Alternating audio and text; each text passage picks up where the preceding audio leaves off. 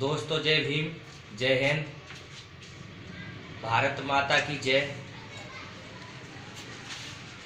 Doctor बाबा साहब भीमराव अम्बेडकर अमर रहें, शहीद भगत सिंह अमर रहें, नेताजी सुभाष चंद्र बोस अमर रहें। भारतीय संविधान जिंदाबाद, ब्लू फोर्स जिंदाबाद, मानव एकता जिंदाबाद, युवा शक्ति जिंदाबाद। साथियों, मैं आपका दोस्त सौरभ गौतम, प्रदेश अध्यक्ष ब्लू फोर्स मानव एकता संघ से आज कोई जरूरी सूचना देना आया आपको।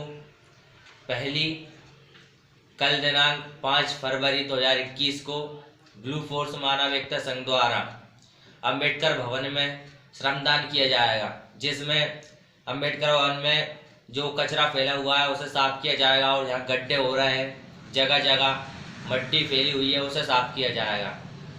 आप सभी साथी समय का ध्यान रख दोपहर 2 बजे अंबेडकर भवन पर आपको पहुंचना है। जो भी साथी अंबेडकर भवन में श्रमदान करना चाहते हैं वो साथी अंबेडकर भवन पहुंचे।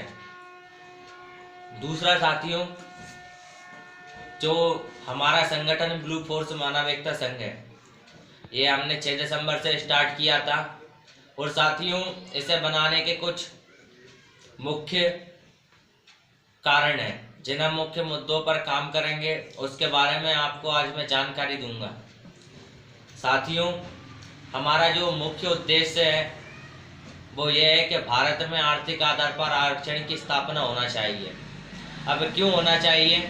साथियों, संविधान निर्माता डॉक्टर भीमराव अंबेडकर जी ने संविधान बनाया था और उसमें जो आरक्षण दिया वो इसलिए दिया था कि जो SC ST OBC, जिन्हें दलित हम बोलते हैं, इस कैटेगरी के लोग संपन्न हो पाए। लेकिन साथियों, वर्तमान में क्या हुआ कि जो SC ST और OBC वर्ग के जो कुछ मात्र लोग हैं, सिर्फ वही संपन्न हो पाए अभी तक। सिर्फ यही कारण है कि भारत देश में गरीबी बढ़ती जा रही है और अमीर होता जा रहा है। इसलिए साथियों, जो आरक्षण है वो आर्थिक आधार पर होना चाहिए, जिससे सही मायने में जिस व्यक्ति को आरक्षण की जरूरत है उसे आरक्षण मिल पाए। साथियों, आर्थिक आधार में जो व्यक्ति गरीब है, आर्थिक रूप से संपन्न नहीं है, उसे आरक्षण मिलना चाहिए, चाहे वह सामान्य वर्ग से हो, OBC वर्ग से हो, SC या ST वर्ग से हो, किसी भी वर्ग से हो, वह मैटर नहीं करता है। मैटर ये करता है कि उसे आवश्यकता है या नहीं है। साथियों, जो संपन्न वर्ग में लोग हैं, चाहे किसी भी वर्ग के हों, अगर उनके पास 2 करोड़ रुपए की चल अचल संपत्ति है या 8 लाख रुपए प्रति वर्ष सालाना उनकी आय है, ऐसे व्यक्ति को आरक्षण की लिस्ट से बाहर होना चाहिए। साथियों, तभी जब ये लोग आरक्षण को छोड़ेंगे तब जाके जो जरूरतमंद परिवार हैं, जो जरूरतमंद लोग हैं, जिन्हें नौकरी की वाकई में ही आवश्यकता है, उन लोगों को नौकरियां मिल पाएंगी और देश हमारा संपन्न हो पाएगा, आगे बढ़ पाएगा। साथियों, बाबा साहब डॉक्टर भीमराव अम्बेडकर ने आरक्षण तो दिया, लेकिन उसका सही इस्तेमाल नहीं हो पाया। अब ये ठीक वैसे ही है जैसे हमने देखा है, जैसे भगवान भोलेनाथ ने बहुत से उनके भक्तों को वरदान दिए, लेकिन उन्होंने हमेशा उसका गलत इस्तेमाल किया। ठीक उसी तरीके से डॉक्टर भीमराव अंबेडकर जी ने हमारे लिए एक वरदान के रूप में आरक्षण दिया, लेकिन उसका सही मायने में इस्तेमाल नहीं हो पाया। जो SC ST वर्ग के कुछ लोग हैं जो नौकरियों में लगे हैं, वो लोग अपने आप को संपन्न करने में लगे हैं, किसी समाज को संपन्न करने में नहीं लगे हैं। वो सिर्फ अपने आप को, अपने परिवार को संपन्न करने में लगे हैं। सिर्फ यही कारण है कि देश में गरीबी बढ़ती जा रही है। इसलिए साथियों, हमारी मुख्य मांग, हमारा मुख्य काम, हमारा मुख्य उद्देश्य यही रहेगा कि भारत में आर्थिक आधार पर आरक्षण होना चाहिए। साथियों, हमारा जो दूसरा उद्देश्य है वो है अनुकंपा नौकरी को लेकर। क्या होता है वर्तमान में कि जिस किसी कर्मचारी का निधन हो जाता है तो उसके परिवार को बहुत सारी सुविधाएं मिलती हैं, जिनमें एक नौकरी भी है। जो उसके पिता नौकरी करते थे वही उसके बेटे को नौकरी मिल जाती है। साथियों, इसके अलावा भी इन्हें जो एक स्कीम होती है, एक सुविधा होती है जो नौकरियां करते हैं सरकारी उनके लिए, कि उनके निधन के बाद में उनके परिवार को 20 लाख रुपए लगभग रुपए मिलता है और 20,000 रुपये लगभग जो उनकी मासिक पेंशन उन्हें मिलती है। साथियों, मेरा मानना यह है कि जो उन्हें 20 लाख रुपए मिलता है वो, और मासिक पेंशन भले ही दुगनी कर दी जाए, लेकिन जो नौकरी मिलती है उसे नहीं मिलना चाहिए।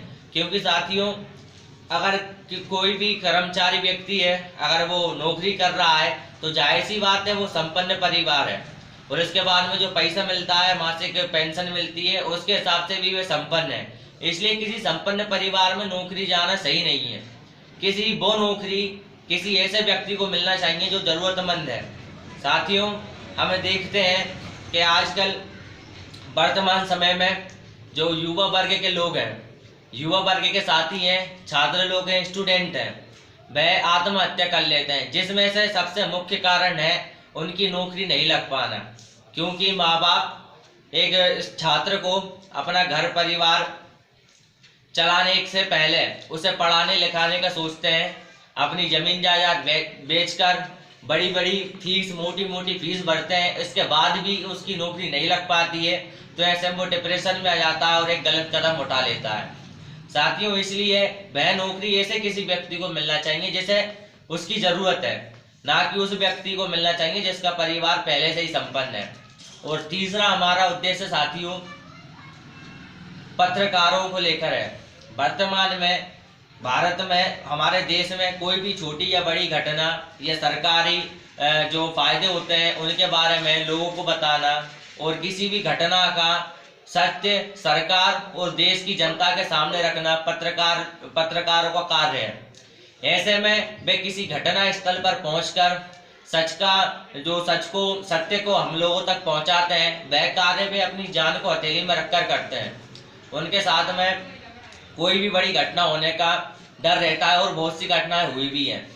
ऐसे में साथियों, हम जो है भारत सरकार से मांग करेंगे कि उनका जीवन बीमा होना चाहिए सरकार की तरफ से, जिससे उनका परिवार संपन्न हो जाए और वह पत्रकारिता अपनी सत्य को जनता के सामने और सरकार के सामने रखने का कार्य सही से कर पाए।